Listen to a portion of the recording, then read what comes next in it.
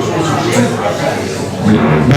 Bonjour à toutes et à tous. Je vous invite à vous asseoir pour ce conseil municipal. Pour ceux qui ne sont pas encore assis,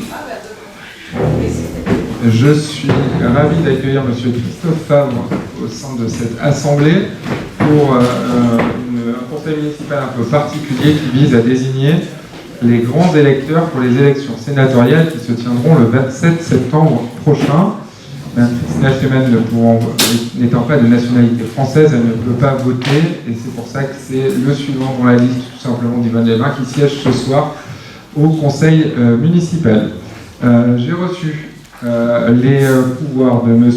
Lucas Chasselin, qui donne pouvoir à Mme Beccarelli, de Perrine Holzbart, qui donne pouvoir à Thibaut Bonnefeu, parce qu'elle est sur la route, elle va nous rejoindre, de Dominique Morand, qui me donne pouvoir, de Cassandra Schneider, qui donne pouvoir à Caroline Barbiche, de Lucie Linard qui donne pouvoir à Eric Gabarret, de Marine Bon qui donne pouvoir à Martin Perrier, de Grégory Lécart qui donne pouvoir à Mélanie Laurent et de Morgane Tarchant qui donne pouvoir à Mireille Chouberria. Du côté de tout simplement d'Yvonne Lebrun, est-ce que vous avez des pouvoirs? Oui, je vais vérifier. Et un autre que celui que j'ai cité, pardon. Non, c'est tout bon. C'est parfait. Si tout le monde arrive, c'est très bien. Bonsoir, M. Guévin. Sophie Bertuc assurera le secrétariat de cette séance. Merci beaucoup. Donc en fait, vous le savez, nous sommes réunis ce soir pour désigner les grands électeurs pour les élections sénatoriales qui se tiendront le 27 septembre prochain. Je vous rappelle que ces élections sont obligatoires. Et si vous ne pouvez pas être présent pour voter, il faut un certificat de votre employeur qui explique les raisons pour lesquelles vous ne pouvez pas être présent, parce que vous êtes susceptible d'être passible d'une amende de 100 € pour ne pas participer au vote de ces élections sénatoriales. Elles se tiendront à Bourg-en-Bresse, donc on vous proposera d'organiser le déplacement pour le vote lors de ces élections sénatoriales. Comme vous le savez, la commune de Yvonne-les-Bains est supérieure à 9000 habitants, donc de droit, l'ensemble des membres du conseil municipal sont désignés comme des grands électeurs. Et il nous faut aujourd'hui élire des suppléants. Ces suppléants sont élus par un mode de scrutin assez simple. Il s'agit de vote par liste, sans débat, à la représentation proportionnelle, suivant la règle de la plus forte moyenne, sans panachage ni vote préférentiel. Je vous rappelle que le nombre de délégués et délégués suppléants à élire est de 9, qui sera réparti selon l'obtention des résultats des deux listes qui nous ont été proposées. Est-ce que c'est clair? Pas très compliqué en même temps. Parfait. Je vais vous désigner, il faut désigner 2 conseillers les plus âgés et les 2 conseillers les plus jeunes pour assurer le secrétariat du vote. Donc, évidemment, maintenant, on sait qui sont les 2 plus âgés. Donc, Monsieur Devred et Monsieur Derennes. Les 2 plus jeunes, je pense qu'il doit y avoir Monsieur Favre, si j'ai votre date de naissance. 89. Donc vous faites partie des plus jeunes et il s'agit ensuite de, si je ne me trompe pas, Stanislas Bezel qui est de 1983. Ouais. Parce que du coup, Cassandra n'étant pas là, Lucas n'étant pas là, Kevin pas là, Grégory pas là, Morgane pas là, Lucille pas là, Perrine va arriver mais plus tard, Laure pas là, donc c'est San qui fera aussi pour l'organisation du scrutin. Voilà. On est bon là-dessus? Si vous en êtes d'accord, 2 listes, je vous laisse juste vous concentrer parce qu'après... donc il y a 2 listes qui ont été déposées, donc vous avez les petits papiers pour voter devant vous, donc les têtes de liste identifiées donc pour la liste d'Yvonne Lebrun naturellement, il s'agit de Sandra Carminati, et les 9 membres que je peux vous citer, donc Sandra Carminati, Yvan Boda, André Avigneron, Hugo Lederer, Marie Bourreau de Gantès, Frédéric Voisin, Séverine Limon, Michel Guignard et Anne Lefebvre. Et pour la liste tout simplement d'Yvonne Lesbains, donc la tête de liste identifiée c'est Valérie Guillemin, Laurent Muller, pas Muller, donc il y a une petite faute que je vous invite à corriger, Nathalie Muller, Michel Bucher, Élodie Delorme-Caer, Daniel Masson, Kalassoumi Kari, Michel Zafran et Virginie Martinet. Donc les deux listes sont complètes, il y a 9 noms, donc tout le monde est éligible, cela a été vérifié par le service état civil de la commune. Donc je vous propose qu'on se... Ah, Madame Carlefay, allez-y, peut-être oublier quelque chose.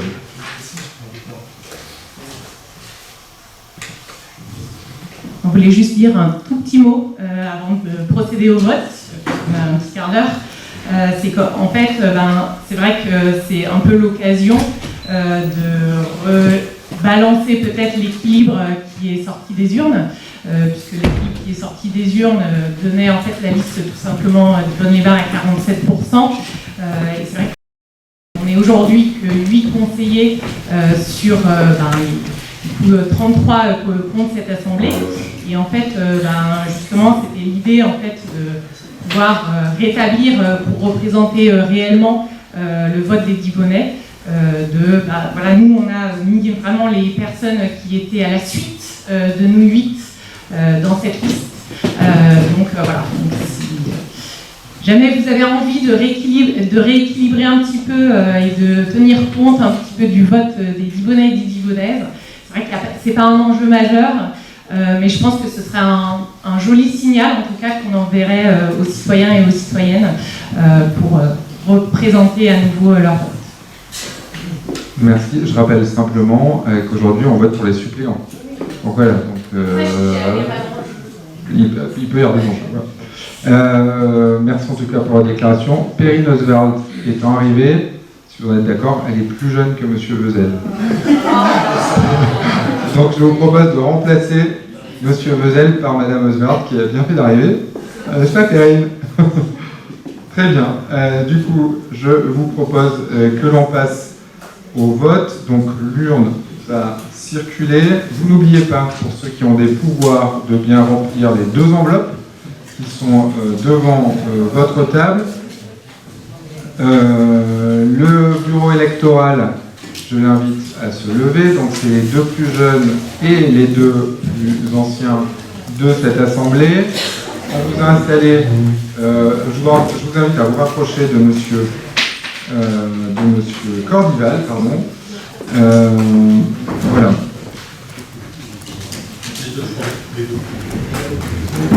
Donc une fois que c'est bon. L'urne pour le bureau électoral, il faut que j'en vienne là quand même. Alors, là, vous faites d'abord, Monsieur Cordival, vous faites d'abord voter le bureau électoral. Ben voilà, il se rapproche de vous, le bureau électoral. Le bureau électoral se rapproche de vous. Voilà.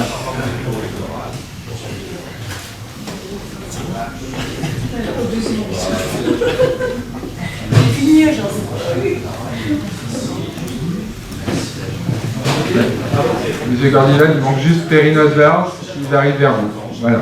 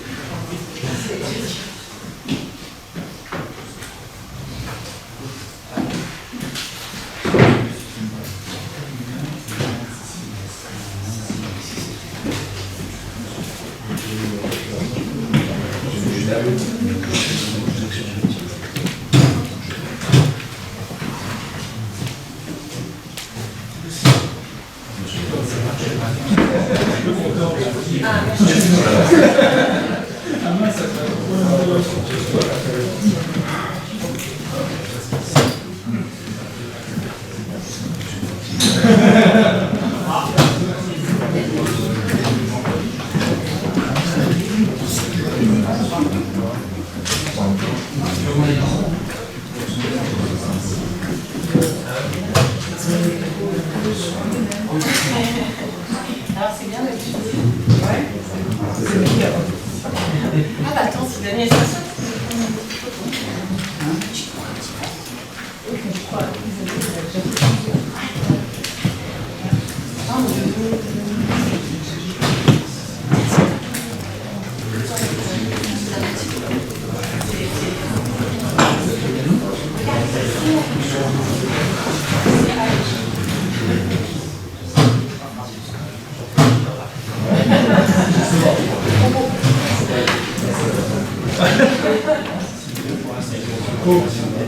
Exactement. C'est du renouvellement. C'est vrai.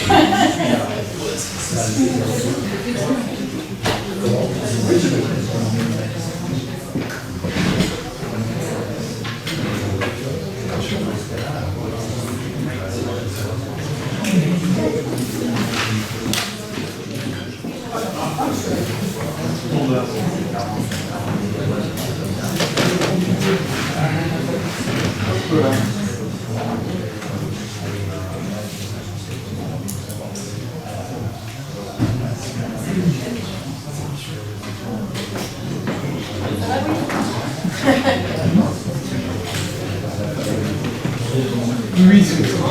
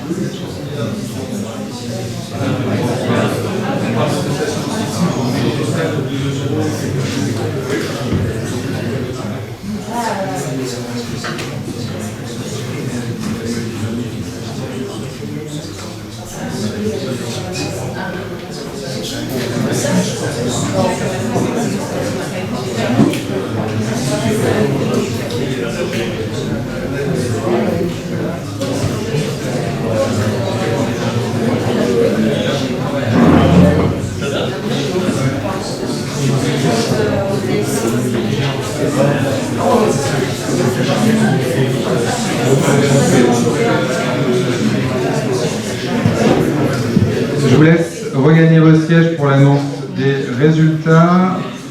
Donc en fait, la liste, 30 suffrages ont été exprimés entre les membres présents et les procurations. Il n'y a pas eu de bulletins blancs ou nuls, donc les 30 ont été exprimés. Les résultats, donc 8 suffrages exprimés pour la liste tout simplement d'Yvonne-les-Bains, ce qui correspond à 2 sièges de suppléants, et 22 pour la liste d'Yvonne-les-Bains naturellement, ce qui correspond à 7 sièges de suppléants pour la liste d'Yvonne-les-Bains naturellement. Ce qui signifie que pour la liste tout simplement d'Yvonne-les-Bains, c'est Valérie Guillemin et Laurent Muller qui seront suppléants et qui pourront se mobiliser. Et pour la liste d'Yvonne-les-Bains naturellement, donc Sandra Carminati, Yves Mboda, André Vigneron, Hugo Lederer, Marie Bourreau de Gantès, Frédéric Voisin et Sabrine Limon. Donc voilà il a été le résultat de ces élections et ces désignations des grands électeurs. Le résultat des élections sera affiché en mairie et puis l'ensemble des éléments seront transmis au service de l'État. Je vous rappelle que c'est très formel, toutes les communes doivent se réunir aujourd'hui pour désigner leurs grands électeurs, toutes les communes qui sont concernées par le renouvellement des instances sénatoriales. Voilà pour ce conseil municipal. Merci pour votre présence. Merci Monsieur Favre, vous êtes rendu disponible ce soir.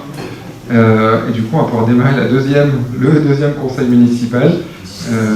Donc, si Mme Cheban, vous parlez de M. Perrier, allez-y. C'est pour clore, c'est pour... voilà. Si Mme Cheban veut nous rejoindre, on vous accueille avec plaisir. Bonne fin de journée, à bientôt. Christophe.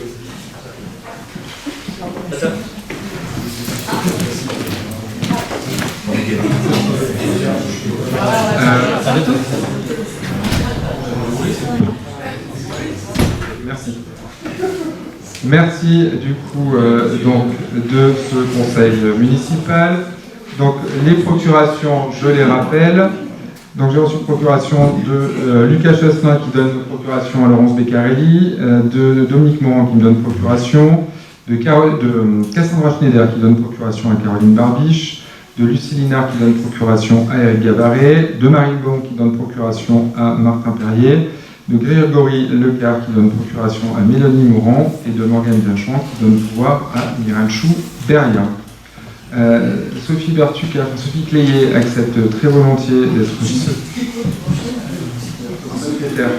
d'être secrétaire de séance pour cette conseil municipal. On a profité que tout le monde soit réuni ce soir pour le premier conseil municipal de désignation des grands électeurs pour les élections sénatoriales, de pouvoir faire un conseil municipal avec un objet unique qui est l'augmentation des tarifs de la taxe de séjour que nous vous proposons à partir du 1er janvier prochain. La délibération n'était pas totalement prête pour le dernier conseil municipal, c'est la raison pour laquelle nous l'avons inscrite aujourd'hui, sachant que la délibération sur la taxe de séjour doit être prise avant le 1er juillet de l'année précédente, l'application à vos souhaits, de l'année précédente, l'application de la taxe, donc pour le début de l'année 2027.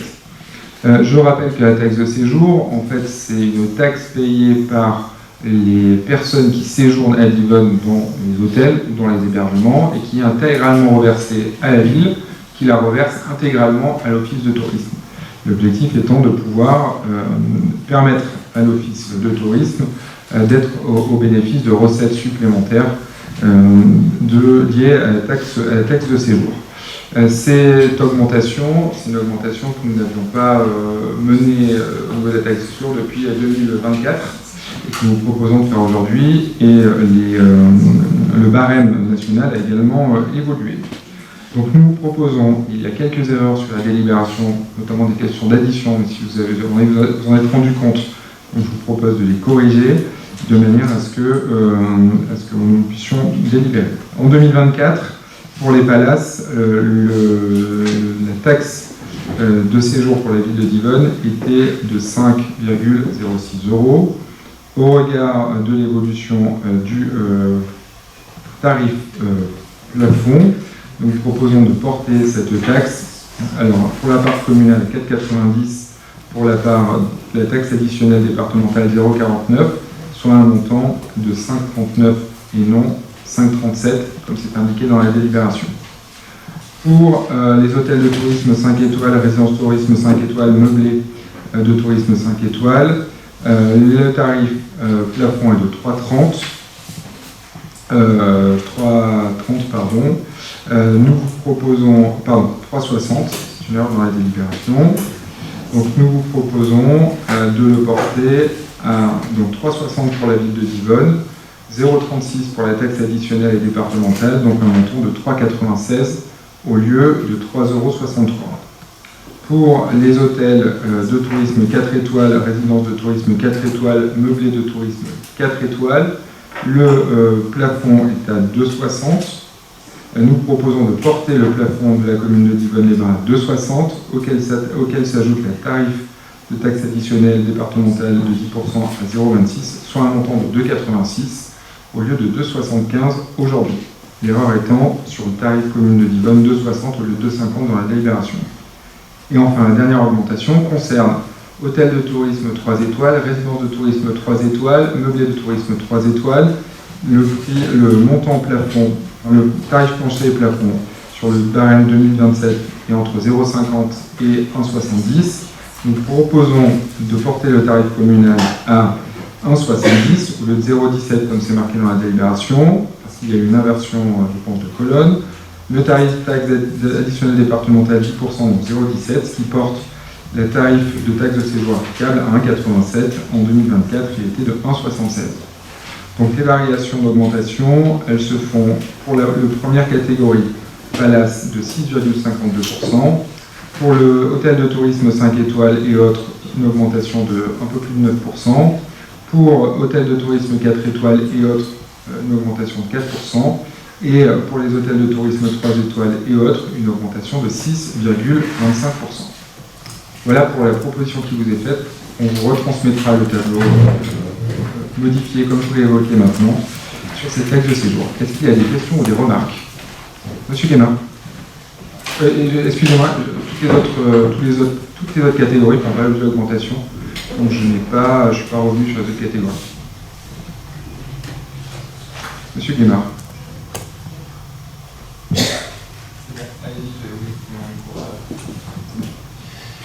Oui, alors merci pour les explications. C'est vrai que j'avais relevé qu'il y avait quand même pas mal de coquilles dans le projet de délibération. Je suis content de voir que c'était effectivement des erreurs. Il y avait quand même un élément qui m'interpellait, c'est que dans le premier paragraphe, on fait référence à une évolution de l'indice IPC de 6% à partir de 2022 jusqu'en 2024. Je me suis demandé si c'était applicable en fait à cette augmentation-là, ou si c'était en référence à une ancienne révision, sachant que dans ce que j'ai regardé, la variation de l'IPC entre 25 et 26 est plutôt de l'ordre de 0,9%, dans ce que j'ai pu en tout cas vérifier, et qu'a priori ça ne nécessitait pas d'augmentation pour 2027. Ça peut être à préciser aussi de votre côté. Et puis de façon plus générale, ça c'est une réflexion que je me fais dans le contexte économique actuel. Je me posais la question de l'opportunité en fait de cette réévaluation maintenant de cette taxe de séjour dans un contexte où on sait ce qu'il est aujourd'hui, avec une augmentation quand même généralisée des coûts de l'énergie, avec ce qui se passe un petit peu dans le monde. Je ne connais pas, moi, les statistiques de nuitée ou d'occupation dans les hôtels et impact que ça peut avoir sur leur activité. Donc voilà, c'était vraiment une réflexion générale. Après, j'entends que c'est discuté au niveau de l'OT avec les milieux touristiques concernés, donc c'est en accord avec eux. Mais voilà, je vous posais en tout cas la question de l'opportunité de cette augmentation maintenant. Alors sur l'opportunité, comme vous dites, ça n'a pas été évalué depuis 2 ans depuis 3 ans, ça se passe depuis 3 ans, et que les prix et les barèmes en fait sont fixés par l'État, et que l'État augmente aussi ses barèmes. On a profité de cette évolution de barème pour pouvoir augmenter nous-mêmes le nombre de nuitées. On a aussi des hébergements à Divonne qui ont fermé, en fait, moins de nuitées, donc moins de recettes de taxes de séjour. Donc en fait, il faut aussi qu'on arrive à compenser une diminution de recettes de la part de l'office de tourisme. Donc ce qui est le cas qui pourrait être le cas avec cette augmentation qui pourrait représenter, parce qu'évidemment c'est conditionnel, entre des 15 et 20 000 euros par année.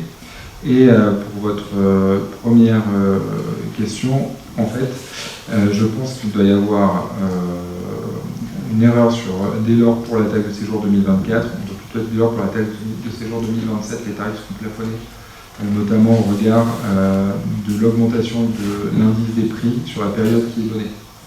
Vous avez évoqué 0,6, je pense qu'on est sur une période plus longue pour arriver à l'augmentation des 6%. Il y a d'autres questions ou d'autres remarques? Si ce n'est pas le cas, je propose qu'on passe au vote. Donc qui est contre? Qui s'abstient? Une abstention. Parfait, de M. Guénard. Donc la délibération est validée. Je vous remercie. On arrive à la clôture de l'ordre du jour de ce conseil municipal. Je vous rappelle la date du prochain conseil municipal qui est prévu le premier lundi du mois de juillet, c'est-à-dire le 6 juillet à 19h dans cette même salle. Merci et excellente soirée.